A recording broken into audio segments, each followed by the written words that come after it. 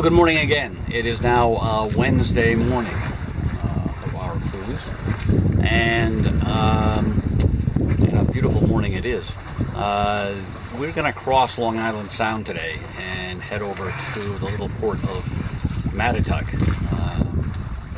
another port I haven't been to in 40 years, but well, we're out to explore, so we'll see what's there. We're already out in Long Island Sound, having come down a few miles of the Connecticut River.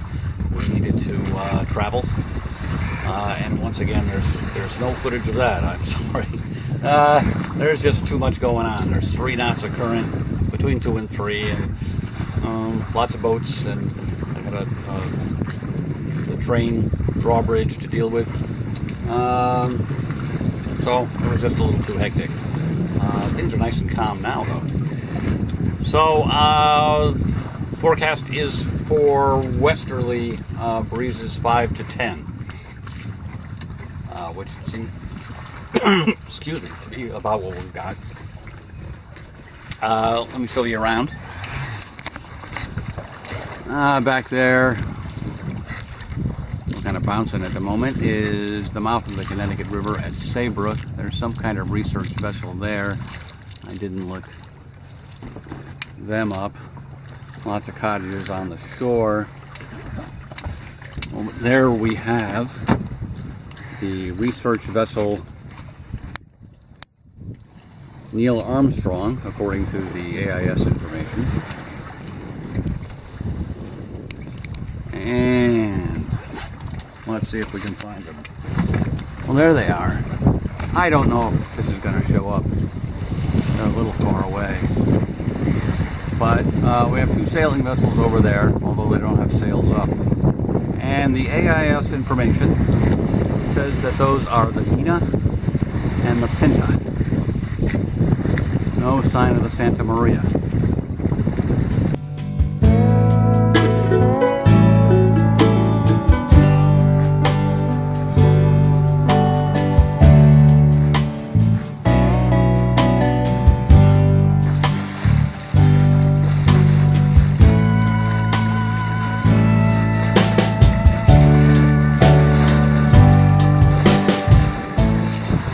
Show you the chart for today's voyage.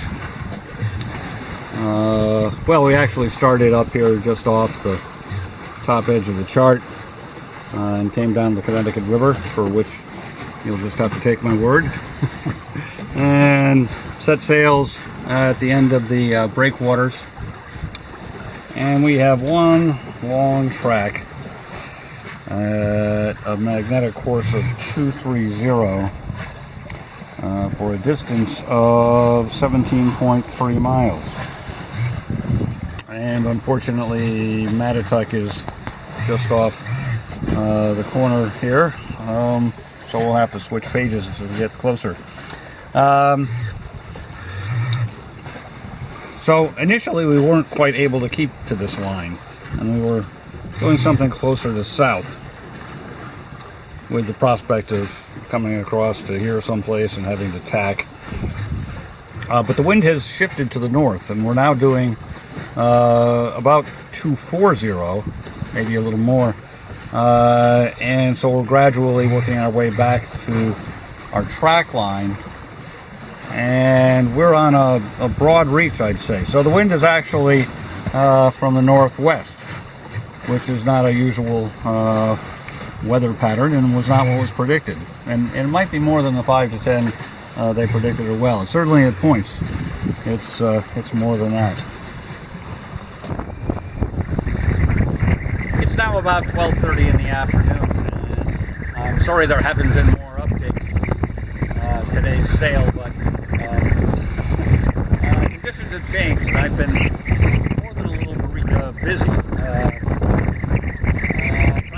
learn how to sail out here. So the winds have picked up, obviously. They did shift around more to the west.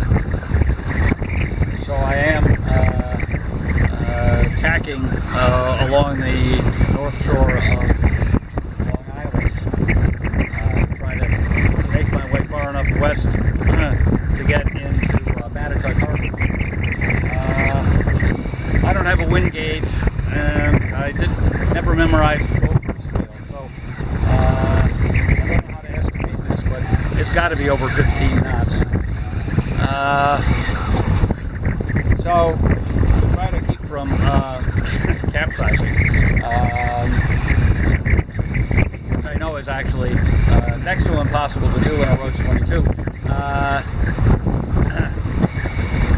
I've taken substantial reefs in both the main and the jib.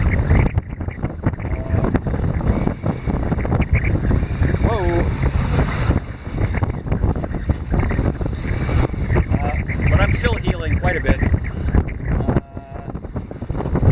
But unfortunately, I've got it down to the 10 to 20 degree range. Before I made some changes, I did hit 25 once or twice. So in addition to the reefing, which is easy enough conceptually to do, reefing the main in boisterous conditions is, well, I'm still learning how to do that, and I may make some rigging changes to make that easier. But still having problems handling the boat, and then trying to remember some lessons I learned over the winter and didn't have a chance to practice. I changed the sail configuration a little bit. Well, in the case of the main, I put some tension in the topping lift, which opens up the back of the sail. The leech. That's 25. Which should spill some wind. And in the case of the jib, well, you can see we've got the lead at an angle back towards the rear, so it doesn't come down and it should have the effect of again pulling the foot tight and making the lead. It was working better than this a little while ago, but oh well, I need to get back to keeping the boat afloat. Back more later.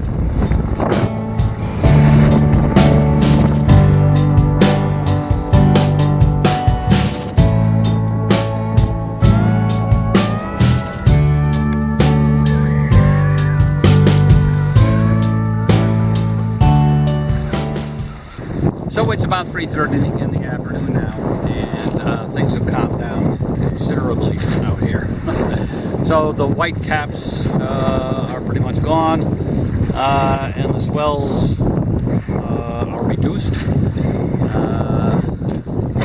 and we've still got the main reefed, and the jib is still reefed, but we've reduced the reef. We pulled out a little more jib. And we are still tacking our way up along the northern shore of Long Island. So we have a couple miles to go to the entrance buoy in a straight line, but of course we're not going in a straight line. But still, it shouldn't take us that much longer to get there. We are making decent speed now, not having to battle the waves and whatnot. So 3.5 and 4 miles an hour, and that's the best I've ever done sailing close haul, so I'm pretty happy with that. All right, that's the sailing report. Probably nothing more until we get in harbor. Oh, I did promise to show you the chart of the Mattituck area, because it was off the chart that we started with from Saybrook, so we'll take a look at that. Well, I hope we'll be able to deal with the sun here. But here's our line from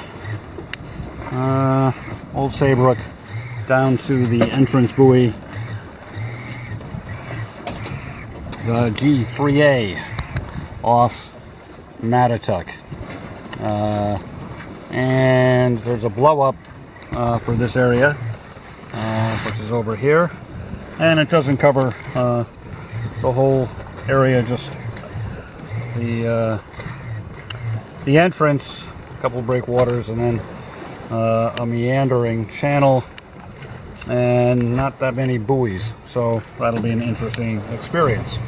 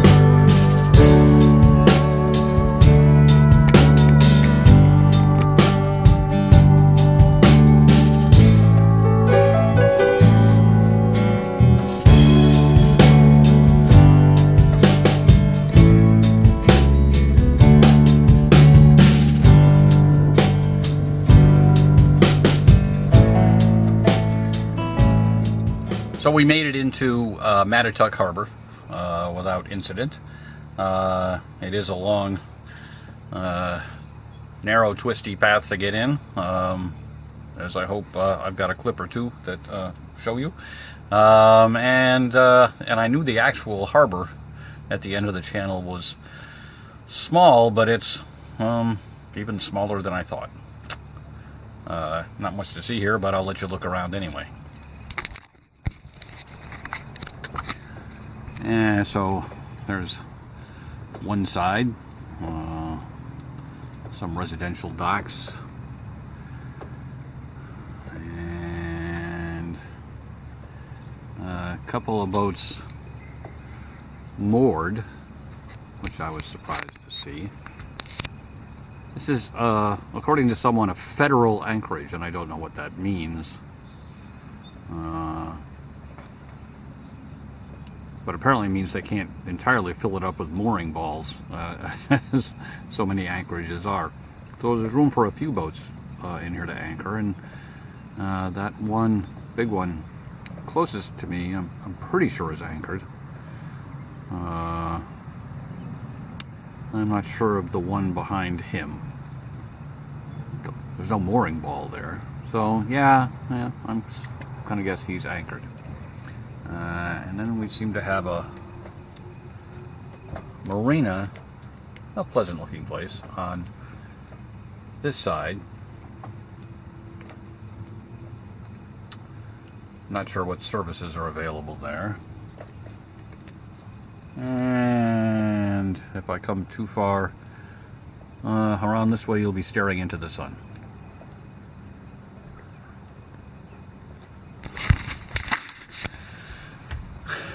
So in the beach towel behind me is my sun guard. So if the wind stays out of the southwest, that should protect me. So I think that's it for today. It's after 6 o'clock. I've had my afternoon beer a little late, and I'm not really hungry, but we need to have dinner. Good morning. It is Thursday morning, early, about 6:30. Weather forecast is for some unsettled weather this afternoon. At least it was in the evening. I haven't listened again this morning. I got up extra early to get a move on. Initial plan was to go all the way back to Fisher's Island area, which is a long haul.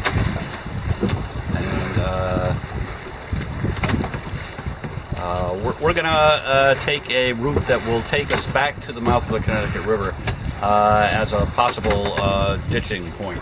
So if things turn a little woolly, we can hide in the river again. The small craft warning goes from noon until sometime in the evening, so it's a short duration thing.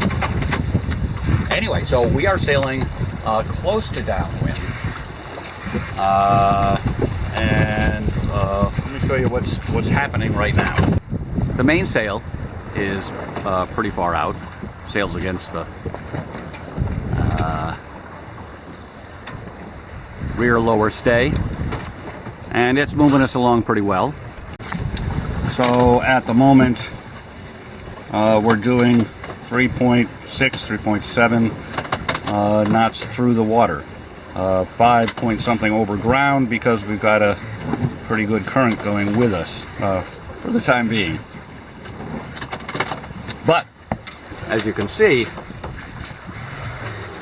our jib is not helping us much. It's being blanketed by the main, and this is exactly the situation that the whisker pole is meant to fix. So we're going to try to set that out for the first time underway, and that process starts by pulling the jib in.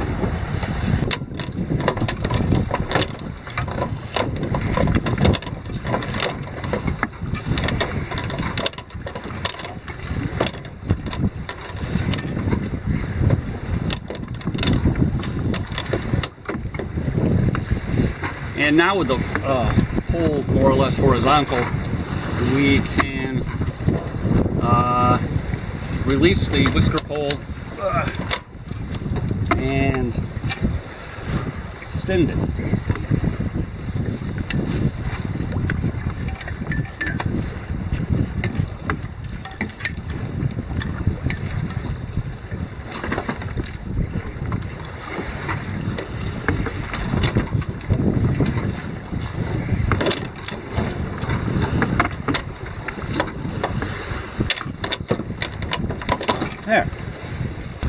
There.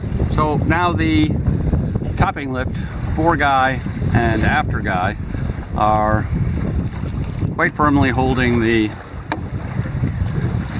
whisker pole rigid and in place. And now, the moment of truth, we'll pull out some jib and see how it sets. I'd have to get further away to really show this in its full glory, but there's no way to do that without getting in the dinghy. But here we are, wing on wing with a whisker pole.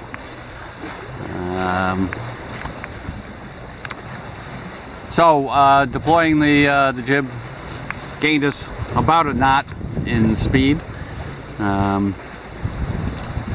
which you could actually feel. So I find it interesting that the topping lift is now a little bit slack, so the jib has the effect of pulling the end of the whisker pole up,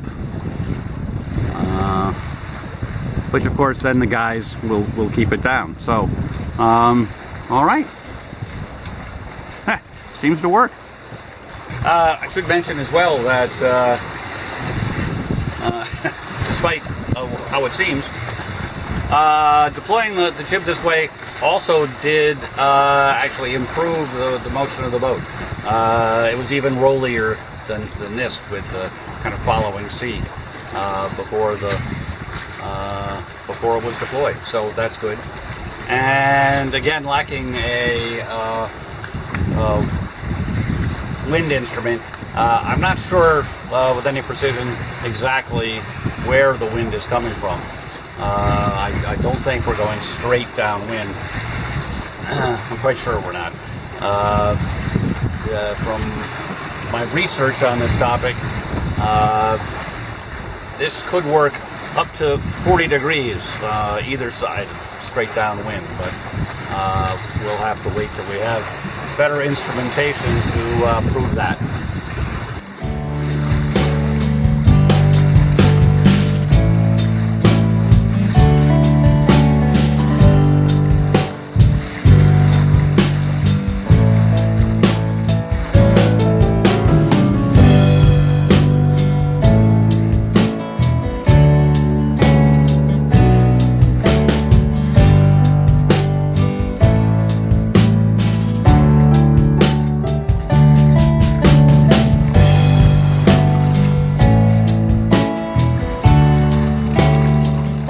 Well, I hope you can hear me over the drone of the outboard. Well, obviously, the wind died. Not even a whisker pole will create wind where there is none. And I decided that I didn't want to go spend another night somewhere in the Connecticut River. And if there really are going to be 35-mile-an-hour winds, I'd be happier being on my mooring back at Pine Island. So somewhere off the mouth of the Connecticut River, we started the engine and we are motoring east. And we should get back to the mooring at early afternoon. And I guess that'll be it for the trip, unfortunately. Well, we got some wind back. Nice. And we're doing, you know, about as fast with the wind that a short time ago we were doing with the motor, about 4.5 knots through the water. So it's a little bit too far off for the whisker pole, but of course, if it's that far off from straight behind, then the jib isn't being blanketed, so the need for the whisker pole goes away. Anyway, well, we're still going to go back to Pine Island Marina. I don't see any sign of nasty weather. They didn't say what was going to come with the 35-mile-an-hour winds. So hopefully this isn't quite the start of that yet. But, well, it's nice to be sailing again.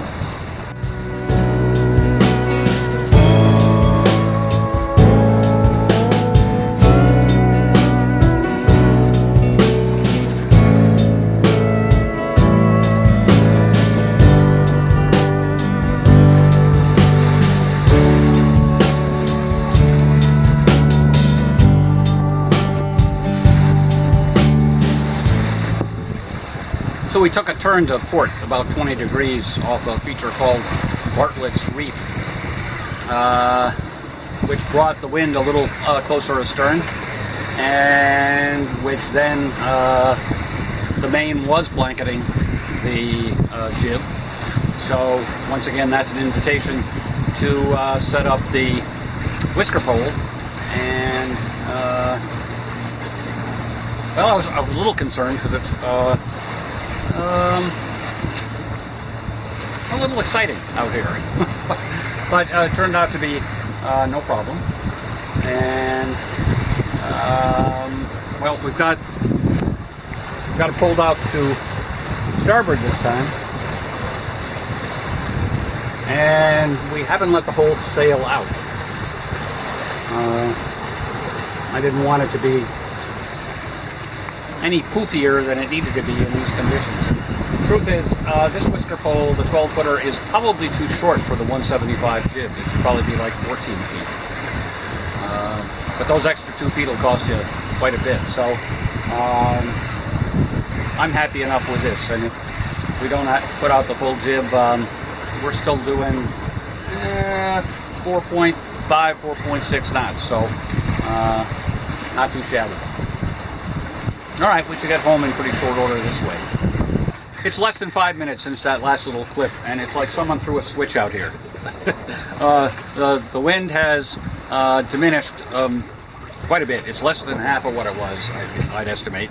And now we're having trouble. Well, it's filled right this second, just to make a liar. Well, there we go. We're having trouble keeping the jib filled out on the whisker pole. So I can't film this and do it all at the same time. But what I'm going to do is open up the jaws at the end of the whisker pole and drop the sheet on that side and pull in the jib on the lee side and set the jib in a normal way. And we can just leave the whisker pole there for now.